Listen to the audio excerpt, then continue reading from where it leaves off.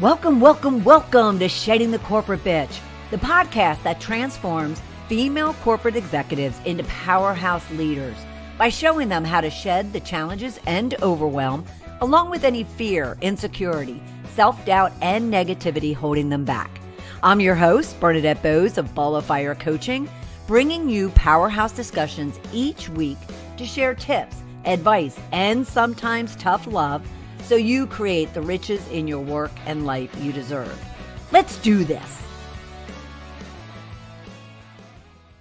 Welcome to the show, Barbara. How are you? I am well, thank you. How are you, Bernadette? I am fantastic, especially around this subject matter, because I do think that a lot of women don't really take the time to really dig into why is it that they aren't moving and propelling, as you say, forward in their career. So I would love to first understand, what is it that you mean when it comes to propelling? I think that actually can mean a couple different things.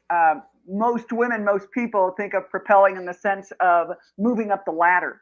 But sometimes propelling means climbing out of the mud up that ladder, right? Mm-hmm. Sometimes we're stuck. Up is not the only way. It could be that based on your values, you don't want to move up. You want to move over, or you want to move down, or maybe you want to move out and go to a different company altogether. So it can mean a bunch of different things. Yeah, I love that. I love that. What happens to someone when they realize that kind of a shift is needed, that some sort of change is needed, but what is it that provokes them to finally move and do something about it? You know, that's an interesting question, because I think a lot of this came during the pandemic. All of a sudden, people were looking next to them and having dinner with people that looked familiar, right? And they weren't running 50 miles an hour to go to the next practice. So that could have been a catalyst. It could have been coming back and they realize maybe they don't want to be in a company where they have to be in the office every day. They want to work remotely a few days a week, or just the opposite. They need that structure of being in the office. So it could be a lot of different things acting as a catalyst. It could be the point in their career. Maybe they have little kids and they don't want to travel. Maybe they're empty nesters and they're okay to travel. So all of these things together can be different for different people, and all of them have their own answers as to the best way to move forward from those. What level of professional woman do you work with? Who do I work with? My sweet spot is management and leadership, directors, upper level managers. My book actually relates to all folks, whether they are just starting that journey and they're new supervisors, or they are executives, in helping them communicate. So those are the people that I work with, and I do think this impacts all levels of females in the workplace. I wondered if there was a difference between someone who's just new to being a supervisor / manager, opposed to those that have been kind of in that people role, because managing people is really tough, let alone after everything that everyone's been through over the last few years. I wonder if there's a dynamic or a difference between that spectrum of professional. I think there's both. I think for someone just starting out as a supervisor, it's, I don't know what to say. And when I say it, they look at me like I'm from Mars. And I'm not in on all this political lingo, and I don't get how the game is played. And there's that piece, right? Then there's the piece as you move up the ladder, not necessarily into executive leadership, but into management, where I think the communication is more necessary, but not always as comfortable, because once you get into management, you are dealing with various different streamlines, I'll say. So for instance, you may be in marketing, but you're also working with product and you're working with finance and HR, et cetera. So that communication piece becomes critical.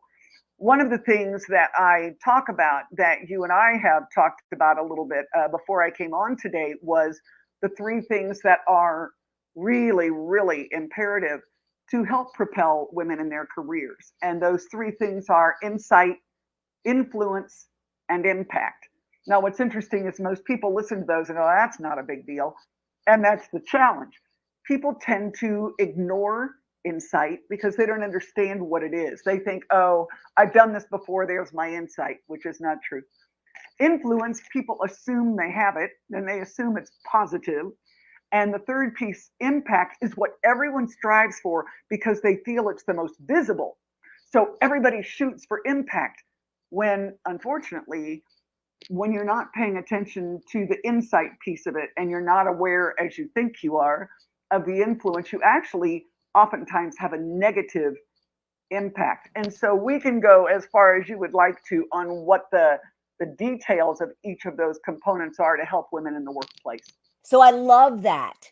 In insight, influence, and impact. I don't know that I would have even characterized them in those buckets, so to speak. Love to understand the powerfulness behind each of those three things. Well, let me give you an example. Let's say insight. Okay. One of the pieces that I talk about a lot in my programs with insight is you don't know what you don't know. For instance, I'll take assumptions. Assumptions may not seem like a big deal, and everyone says, well, I have them, but I don't have them. And the thing about assumptions is you don't really realize you have them. I'm going to tell a brief story, if I may. In 2019, I had a horrific bicycle accident in the south of France. Now, I'm going to start a sentence, Bernadette, and I'm going to ask you to finish it because I think everyone knows what most people would say. So here is the sentence. The French are rude and they hate who? I was going to say Americans. Right. That's exactly right. Now, that is not true. I spoke in France 5 months before this accident, and they're delightful. But there's the assumption. The French are rude and they hate Americans. Now, normally, an assumption might impact your perceptions, maybe your decisions. But this day, it impacted my life. Because I kept thinking, oh, the French are rude and they hate Americans. French are rude and they hate lions and tigers and bears. Oh my, right? And so my heart rate was escalating and my blood pressure was soaring. Now that's an extreme example. But in the business world, when you make assumptions, it can ruin relationships. It can impact decision making that should go a different way because our assumptions, we assume, are relevant and are factual. So there's the first piece. Check your assumptions, not just about the project that's going on, but about the people you work with, the people that you work for, all of these things, because they have a tendency to impact your perception and decisions. So there's the first thing with insight. With influence, you asked, how do people know or how can they tell besides not getting promoted if their careers are stagnant? Right. If you've ever been in a meeting and you say something and people go, oh, and 2 minutes later, someone else, usually a male, will say almost the exact thing. And he's brilliant. Oh my gosh, what a great idea. And you're like, wait a minute. It's so true. I just said that. It's so true.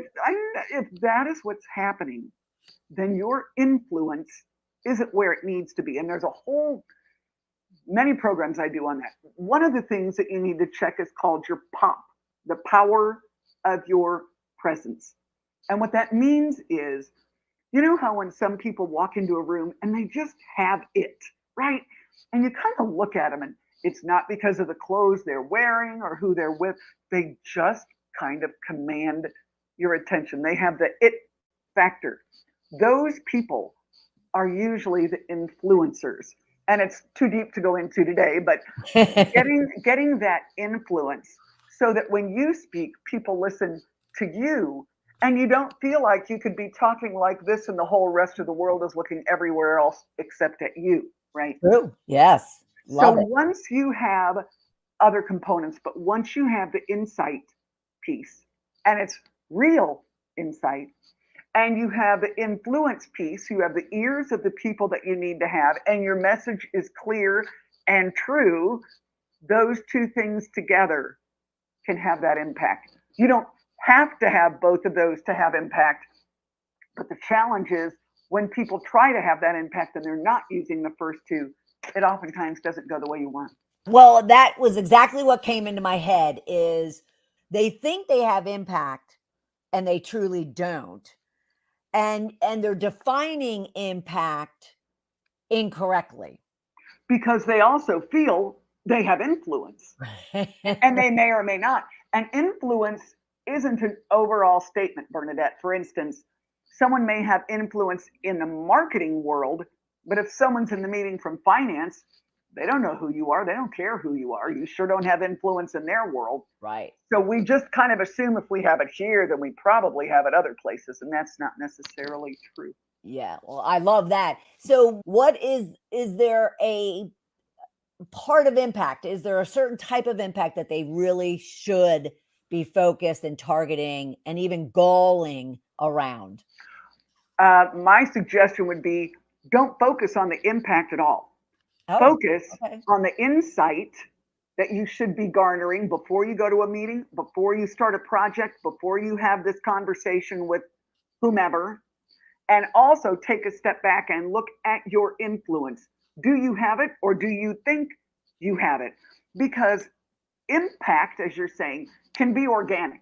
If you have the insight and you have the influence, then whatever you're trying to do is more likely going to have a positive impact. But what people try to do is just go out of the blue, impact, impact. Right. And it doesn't work. Right. Because they're not using, it's kind of like going on a trip and you don't pack. You just get on the plane. Right. Wait right. a minute. You know, I don't have any shorts. I don't have any jeans. I don't have anything. Yeah. And that's what it is in the workplace. So if I may, another thing that women in the workplace tend to do is take a back seat. I did a TED talk, a TEDx talk here in Kansas City for TEDx KC women. I loved it. It's on YouTube. You can look it up.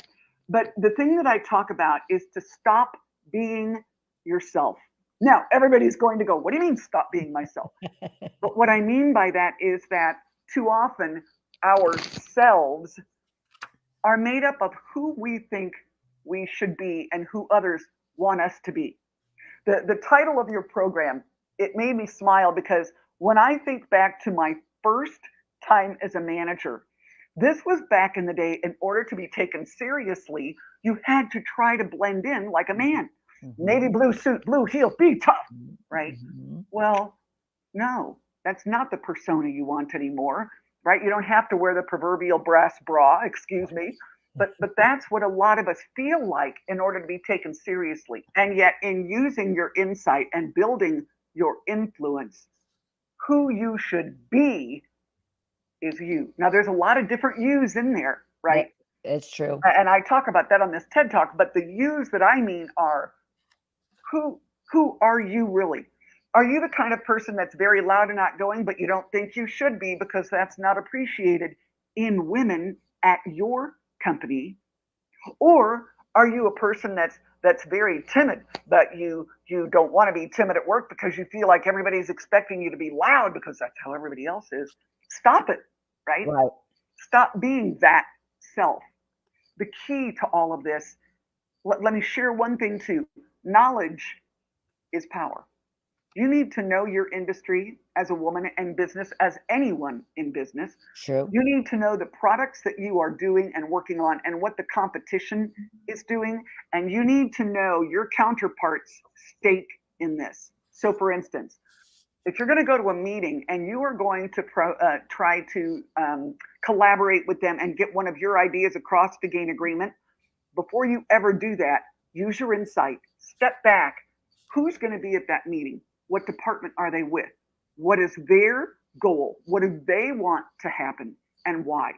Can you anticipate the things that they may push back against? And if they do, what is your response to that? All of these things, all of this insight that you are building is so that inevitably and eventually that insight will start to become a habit. It's not now, but right. It should be. And the more you do that and use that, the more it will be, and correctly. Right. Now, does insight also include executives or professionals reaching out and gaining feedback on, their performance, almost like assessments, right? Absolutely. Absolutely. So they're getting that true perception that other people have, because a lot of people talk perception is reality, which it is. One's Right. perception is one's reality. And therefore, to gain insight, you also need to get that hard truth, good, bad, or indifferent, from other people. I love how you said hard truth. A lot of people, when they get to a certain level in the organization, they become yes people. They ask you, but they really only want you to say what they want you to say, Right, right? right, And right. it's the person who is being themselves and is standing on their own influence.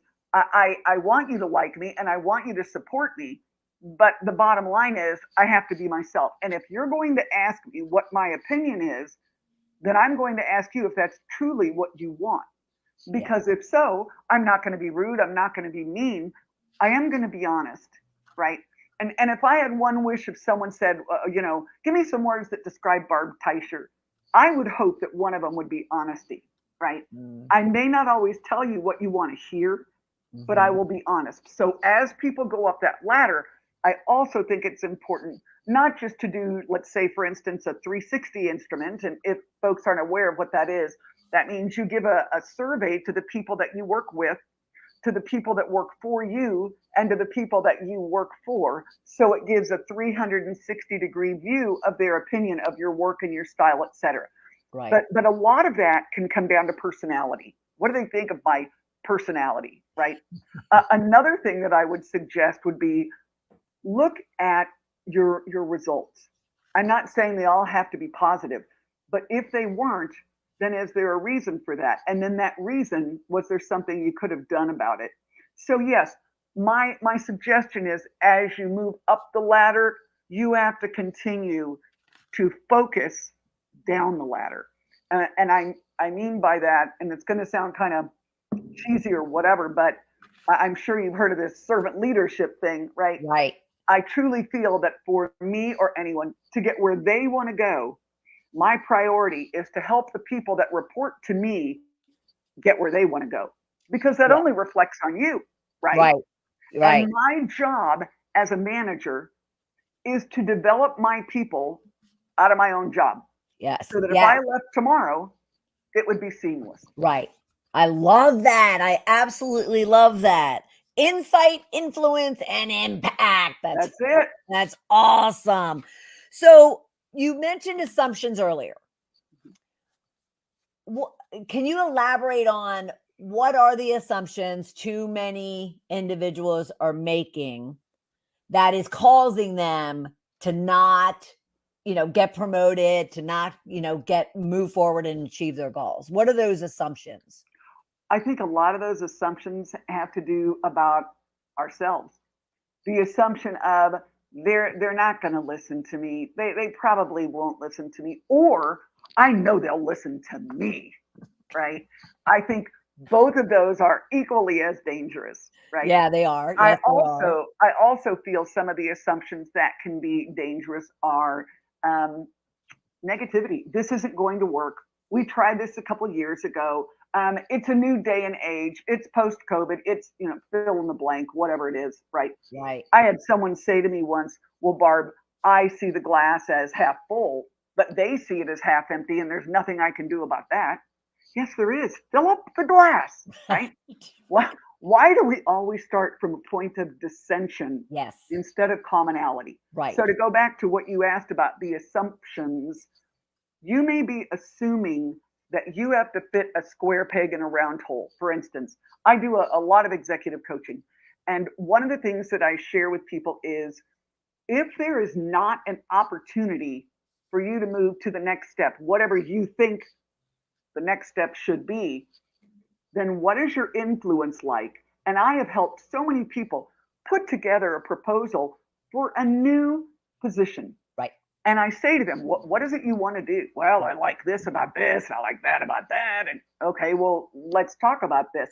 Right. And to create your nirvana of what you would love to do. What's the worst that can happen? They come back and say, oh, we can't do that. Okay, can you help me understand why? Right. Now, a lot of times, bigger corporations, they have bandings, and that's true. In order to change that and add something, it takes an act of Congress, right? That might be a bad analogy, but you know what I'm saying. Yeah. And so you don't know unless you try, but Yeah. use your insight as you're putting these together to make your proposal. I love that. And yes, we could talk for a long time on that subject in itself, because I think it's so powerful and such a unused, untapped strategy I agree. for individuals. We've talked about assumptions. What have you seen, if anything, to be, and I hate to lean on the negative, but I really want to get across to those listening and watching the damage that they might be doing to themselves. And if they don't have the insight to what that is, that end result that not only today, not even next month, but longer term, that they could have in all aspects of their life, because their work affects every aspect. Right? All aspects of their life. I will answer that this way, and my book goes into a lot more detail, but I'm going to do just kind of a high level thing. A lot of times that comes down to personalities and communication. So, for instance, let's say I'm the kind of person that I love to talk with people and how are you doing? And to me, what I'm doing is building relationships when I do that. But I go into someone else's office and I go, "Hi, how you doing?" And they say, "Fine. What do you want?" Well, to me, I think that person's a dirtbag, right? Right. Right. But to them, it's, I have things to do. I need to get them done. I'm not trying to be rude, but I really don't care what you did over the weekend. What do you need? There's nothing wrong with either of these. The challenge is using your insight. You need to step back. There's a grid in my book that talks about all these different characteristics for people that I'm sure will ring true. If I am the outgoing, friendships matter. I love to build relationships, but my director is someone who is very focused, very analytical, very numbers oriented. Mhm. Then if I want to get his or her attention when I go in there, I need to go in, ask my question, and leave. Right. Hi, Dave. I'm wondering, are you going to the meeting at 2 o'clock this afternoon, and do you need me to make an agenda for that? Hi, Barb. Are you going to the meeting this afternoon? Do you want me to bring that proposal? Thanks. And leave. Right. It's not wrong to say things to them. I don't mean it that way. But if you want to get and make a relationship with these people, it has to unfortunately be on their terms. Sure. If I may, do I have a minute to tell another story? Right. Absolutely. My husband and I this summer will have been married 30 years. So I keep trying to tell him how lucky he is. I don't know if he's He is very lucky. Yeah, that's right, Bernadette. You tell him. But when we were first married and back from the honeymoon, it was our first day back at work. And I decided I was going to call him and just tell him I missed him and see how he's doing. Now, my husband works for a sports entertainment company, but at the time he worked for a newspaper in sports. Anyway, interviews, etc. So I called and I'm expecting, words of love. And here's how this conversation goes. Phone rings, I feel the butterflies. Hi, it's me. Hi, what do you need? What do I need? I don't need anything. I just wanted to see how your day's going. Oh, it's going fine. Talk to you tonight. Click. So when I got home, I gave him a little feedback. Right? And yeah, we all know what that means. And I shared with him it hurt my feelings, and he apologized and he said, "Oh, I didn't mean to hurt your feelings, but when I'm at work, I'm on deadline and I'm focused and I've got to get people before they leave." And he said, "I'm so sorry. I just really don't have time to do that." So the next time I called, instead of thinking like me, which is what I'd done the first time, Right. I thought like him, and I had to ask him a couple things. So here's how that conversation went. Hello. Hi, it's me. Hey, I need to ask you 3 things. Thing 1, thing 2, and thing 3. Oh, yeah. Answer 1, answer 2, answer 3. How you doing? How's your day? Now, do you really think you cared how my day was? No. Right. Right. But the key is that we were both trying to think like the other person. Yeah. That is what I'm suggesting that the listeners do. Think like the other person. Will they be hurt if you don't ask them how their grandkids are? Or are they going to say to you, get out, if you just go in and start talking? So you need to know and anticipate and use your insight to know how to build these relationships. It doesn't mean those people that are get them in, get them on, get them out are rude or mean.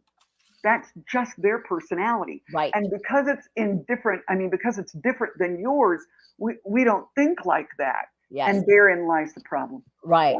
Well, and you probably, have heard the term "what's in it for them." Right.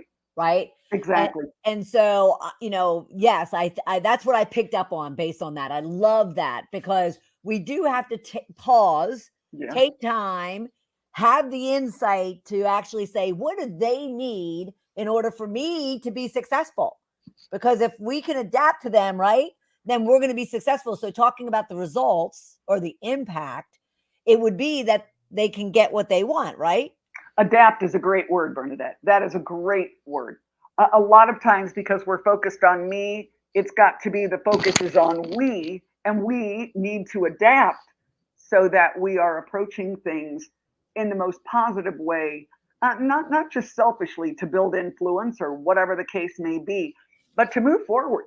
Because bottom line, at the end of the day, whoever you are, if you're working for the same company, you shouldn't be going for the same goals. I mean, we all want to reach the same thing. We all want, ROI. We all want increased revenue, et cetera, et cetera, et cetera. Right? Even though we may go about differently how to get there. I love that. Love that. Love that. Her book is It's How You Say It, and you can get it on Amazon. And you can just Google it and you'll find it very easily.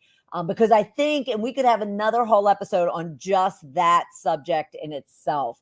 And so stay tuned. We might have Barbara back. I'd love it.